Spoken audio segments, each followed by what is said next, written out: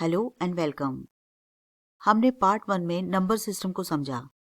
Number system को और अच्छे से समझने के लिए हम एनसीईआरटी के एग्जाम्पल 1, एग्जाम्पल 2 और एक्सरसाइज 1.1 की हेल्प लेंगे। Are the following statements true और false? Give reasons for your answers. Every whole number is a natural number. Every integer is a rational number. Every rational number is an integer.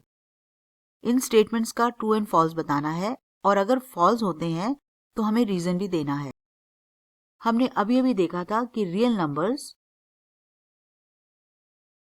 Rational और irrational numbers में divided थे।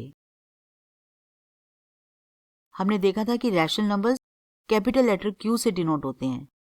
इसमें integers आते हैं, फिर whole numbers और फिर natural numbers. हमने देखा था हर नेचुरल नंबर होल नंबर होता है, हर होल नंबर इंटीजर होता है और हर इंटीजर रैशनल नंबर होता है, जबकि रिवर्स पॉसिबल नहीं है। तो अब इसी चार्ट की मदद से हम इन क्वेश्चंस को सॉल्व करेंगे। Every whole number is a natural number. हर होल नंबर नेचुरल नंबर नहीं होता, हर नेचुरल नंबर होल नंबर होता है। तो अगर हमें इसको फॉल्स बताना है तो हमें कारण भी बताना होगा। कारण ये है कि जीरो नेचुरल नंबर नहीं है। तो फर्स्ट पार्ट का आंसर है false, because zero is a whole number but it is not natural number.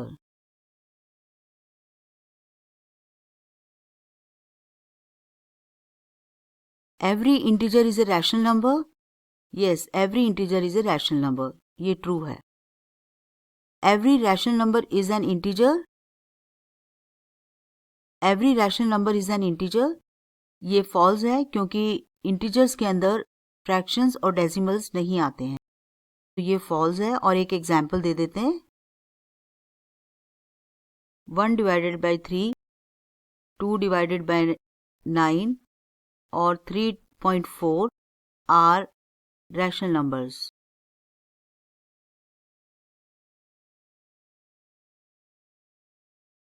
But these are not integers.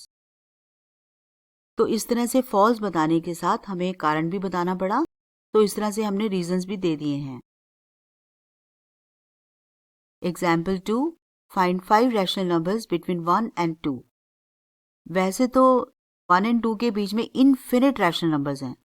आप 1.1, 1.2, 1.3, 1.4, 1.5 और 1.41, 1.065 इस टाइप के सारे नंबर ले सकते हैं। ये सब के सब नंबर 1 से बड़े और 2 से छोटे हैं और ये सब के सब रैशनल नंबर्स हैं। पर एनसीईआरटी में जो आंसर्स में दे रखा है उसके हिसाब से मैं आपको बताती हूँ। एनसीईआरटी के मेथड को फॉलो करें तो 1 and 2 को हम इक्विवेलेंट फ्रैक्शंस में बदल लेंगे। क्योंकि हमें 5 नंबर्स निकालने हैं तो 5 की जगह हम 6 से न्यूमरेटर डिनोमिनेटर को मल्टीप्लाई कर देंगे। 1 को हम लिख सकते हैं 1 डिवाइडेड बाय 1, तो 1 times 6 and 1 times 6 divided by 6 बन जाएगा, तो यहाँ आ जाएगा 6 डिवाइडेड बाय 6। 2 को हम लिख सकते हैं 2 डिवाइडेड बाय 1 और ये बन जाएगा 12 डिवाइडेड बाय 6, तो ये बन गया 12 डिवाइडेड बाय 6। अब ये इक्विवेलेंट फ्रैक्शंस हैं जिनके डिनोमिनेटर सेम है। अब इनके बीच में जितने भी नंबर आएंगे, ये देखिए हम इन नंबर्स को बड़ी आसानी से लिख पाए और ये 5 हैं और ये सब के सब रैशनल नंबर्स हैं। तो इस तरह से ये मेथड एनसीईआरटी में फॉलो किया गया है। आप इसे भी चाहें तो फॉलो कर सकते हैं। Question number 1, is 0 a rational number?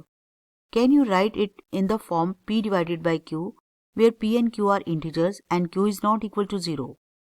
इसका आंसर है yes, 0 is a rational number and we can write 0 as 0 divided by 100 or 0 divided by 5 और 0 divided by some negative number। हम ऐसे लिख सकते हैं, हम 0 नहीं लिख सकते यहाँ पर। So we are able to write 0 in p divided by q form where p and q are integers and q is not equal to 0। तो हम 0 को p डिवाइडेड बाय q की फॉर्म में लिख पाए हैं, जबकि न्यूमरेटर डिनोमिनेटर दोनों इंटीजर्स हैं और डिनोमिनेटर 0 भी नहीं है। ये था क्वेश्चन नंबर 1। अब question number 2, find 6 rational numbers between 3 and 4। अभी हमने एक एग्जाम्पल इसी किस्म का किया था। क्योंकि हमें 6 रैशनल नंबर्स निकालने हैं तो हम 7 से न्यूमरेटर डिनोमिनेटर दोनों को मल्टीप्लाई कर देंगे। क्योंकि हम 3 को लिख सकते हैं 3 डिवाइडेड बाय 1, तो हमने न्यूमरेटर डिनोमिनेटर दोनों को 7 से मल्टीप्लाई कर दिया है। इसी तरह से यहाँ भी कर देंगे। अब हम इनके बीच के नंबर्स लिख सकते हैं। 22 divided by 7, 23 divided by 7, 24 divided by 7।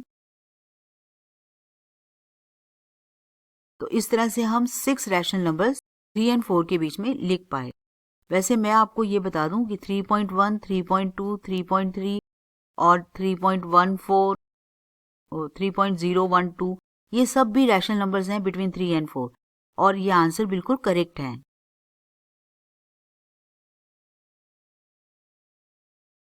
Find 5 rational numbers between these two fractions. हमें 5 रैशनल नंबर्स लिखने हैं 3 divided by 5 and 4 divided by 5 के बीच में। इसके लिए हमें चाहिए कि हम इनको लाइक फ्रैक्शंस में बदल लें, यानी जिनके डिनोमिनेटर सेम है, और हम उनके बीच में नंबर्स भी लिख सकें। तो हमने देखा था कि हम इन्हें इक्विवेलेंट फ्रैक्शंस में बदल सकते हैं। हम चाहें तो 10 से न्यूमरेटर डिनोमिनेटर को मल्टीप्लाई कर सकते हैं, 100 से कर सकते हैं, किसी से भी कर सकते हैं। पर चूंकि हमें सिर्फ 5 ही चाहिए तो हम 10 से मल्टीप्लाई कर लेते हैं।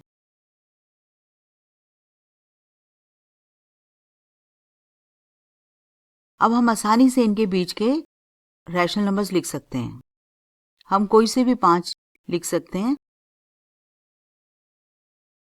तो ये आंसर है। आप 36 डिवाइडेड बाय 50, 37 डिवाइडेड बाय 50 कोई से भी 5 सिलेक्ट करके लिख सकते हैं। अब क्वेश्चन नंबर 4 देखते हैं। State whether the following statements are true और false, give reasons for your answers. अब हमें ट्रू एंड फॉल्स बताना है इन स्टेटमेंट्स का और रीजन भी बताने हैं। पहली स्टेटमेंट है every natural number is a whole number. ये बिल्कुल ठीक है। इसमें यहाँ रैशनल नंबर्स आए थे और यहाँ थे इरेशनल नंबर्स।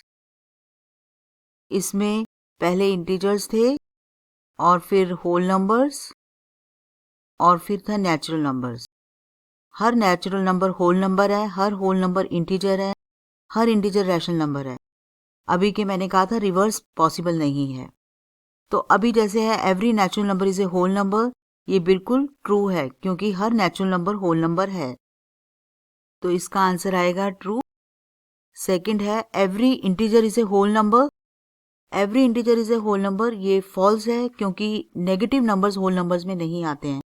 तो रीजन देने के लिए कोई सा भी एक नेगेटिव नंबर लेकर के हम एग्जाम्पल दे देंगे कि ये होल नंबर नहीं है। तो इसका आंसर आएगा false, because -7 is not a whole number. आप कोई और भी चाहें तो एग्जाम्पल दे सकते हैं, कोई भी नेगेटिव नंबर ले सकते हैं। Every rational number is a whole number, यहां से देख करके भी ये फॉल्स है। एग्जाम्पल के लिए हम कोई सी भी फ्रैक्शन ले सकते हैं और कह सकते हैं ये होल नंबर नहीं है। तो थर्ड का आंसर आएगा false, because 1 divided by 3 is not a whole number. तो इस तरह से हमें जब फॉल्स बताना है तो हमें कारण देना होगा जो हम कोई एग्जाम्पल लेकर के दे सकते हैं।